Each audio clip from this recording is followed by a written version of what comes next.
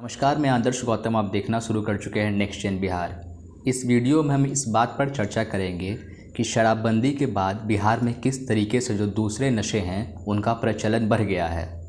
1 अप्रैल 2016 से बिहार में नीतीश सरकार ने शराबबंदी की है, जिसके बाद एनसीआरबी के डेटा से ये पता चलता है कि गांजा की जब्ती 1000 गुना बढ़ गई है, जबकि स्मैक ऐसे ड्रग्स की जब्ती 700 गुना बढ़ गई है।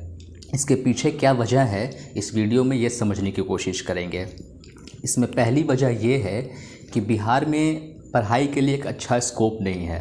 जो बच्चे पढ़ाई के लिए बिहार से बाहर चले जाते हैं वो तो पढ़ाई में इन्वॉल्व हो जाते हैं, मगर बिहार में सबसे बड़ी यूनिवर्सिटी कहा जाता है पटना यूनिवर्सिटी को, जिसे भी नैक ने शायद C ग्रेड दिया है, D ग्रेड दिया है, और कुछ कॉलेजेस की तो मान्यता रद्द होने की बात हो रही है।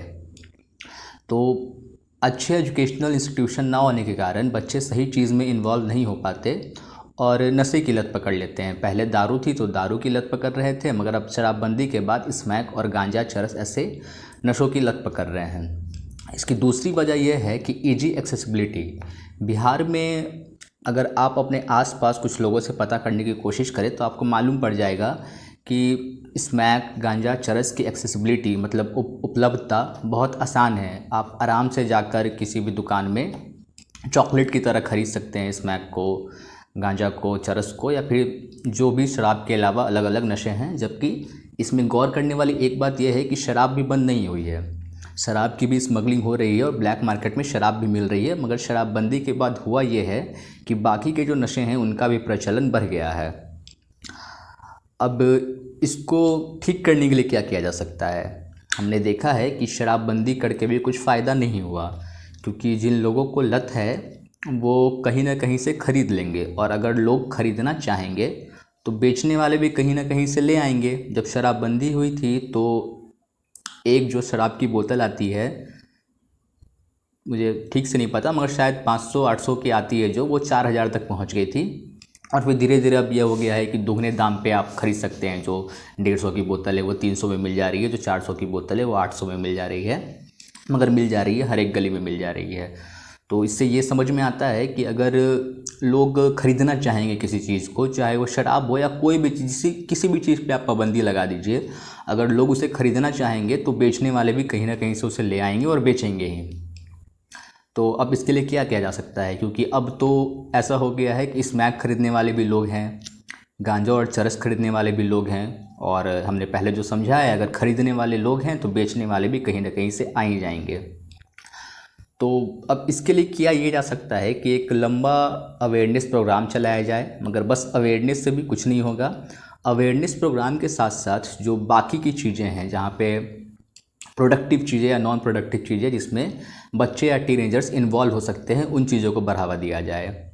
बहुत सारे पार्क्स खुलवाए जाएँ, पार्क्स में जिम खुलवाए जाएँ, स्पोर्ट कॉम्प्लेक्सेस बनवाए जाएँ। बिहार में अभी कोई अच्छा स्पोर्ट कॉम्प्लेक्स नहीं है, मगर जो खबर सुनने में आई है कि बिहार में एक स्पोर्ट्स यूनिवर्सिटी बनाई जा रही है।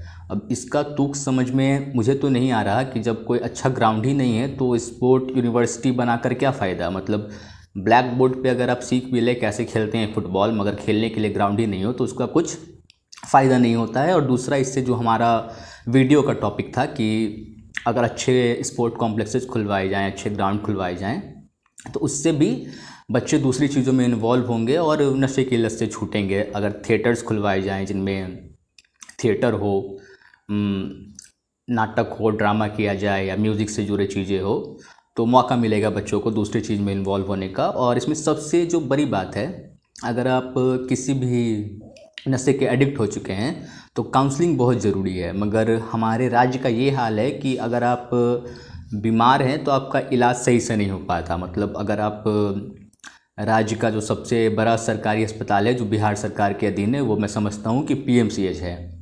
अगर आप वहाँ जाएँ तो डॉक्टरों को मतलब एक पेशेंट को देखने के लिए 5 मिनट का वक्त मिलता है। 5 मिनट में क्या काउंसलिंग होगी, क्या वो देखेंगे? और उसमें भी बहुत से लोग तो अपना ट्रीटमेंट भी नहीं करा पाते, अपने लिए समय भी नहीं ले पाते डॉक्टर से। तो काउंसलिंग बहुत मुश्किल है हमारे राज्य में। अगर आप एडिक्ट हैं और आप you want to get yourself de addicted, then you need a long term counselling. आपको आधे घंटे के, 1 घंटे के सेशन हफ्ते में 15 दिन में बार बार काउंसलिंग के चाहिए होते हैं। इसकी व्यवस्था सरकार को करानी चाहिए, जिसकी उम्मीद की जा सकती है सरकार से, करनी चाहिए क्योंकि हम वोटर हैं। और अगेन अब और क्या क्या किया जा सकता है इसके लिए एक्सेसिबिलिटी को हम और मुश्किल कर सकते हैं ख़त्म। तो जैसा नीतीश कुमार खुद कहते हैं कि क्राइम कभी ख़त्म नहीं हो सकता, तो उनकी बात भी मान ली जाए, क्राइम कभी ख़त्म नहीं हो सकता, शराब की तस्करी कभी ख़त्म नहीं हो सकती। मगर जितनी ईजिली ये हो जा रही है, मतलब एक नियम ये लाया गया कि जिस थाने में शराब पकड़ाएगा उस थाना अध्यक्ष को इंचार्ज से हटा दिया जाएगा, दूसरे कहीं जगह का प्रभार नहीं दिया जाएगा। अब सोचिए, अगर किसी थाना को ये बोल दिया जाए कि आपके थाना क्षेत्र में शराब पकड़ाना नहीं चाहिए, फिर तो अगर वहाँ बिक भी रही होगी तो वो नहीं पकड़ेंगे, क्योंकि अगर पकड़ लेंगे तो सरकार उन पे ही गाज गिराएगी। तो इस तरह के बेतुके नियम हटाकर कुछ अच्छे नियम लाए जाएं। एक जारी किया गया है सरकार द्वारा हेल्पलाइन नंबर शराबबंदी के लिए कि अगर शराब कहीं बिक रही है तो आप फ़ोन कर सकते हैं, मगर वो भी सही तरीके से काम नहीं करता। हमने कई जगह पर ये देखा है कि पुलिस शराब माफिया के लिए दबिश देने गई, वहाँ पे कार्रवाई करने गई और उल्टा शराब माफिया ही पुलिस को घायल कर देते हैं। तो इन चीज़ों पे सरकार को ध्यान देने की ज़रूरत है।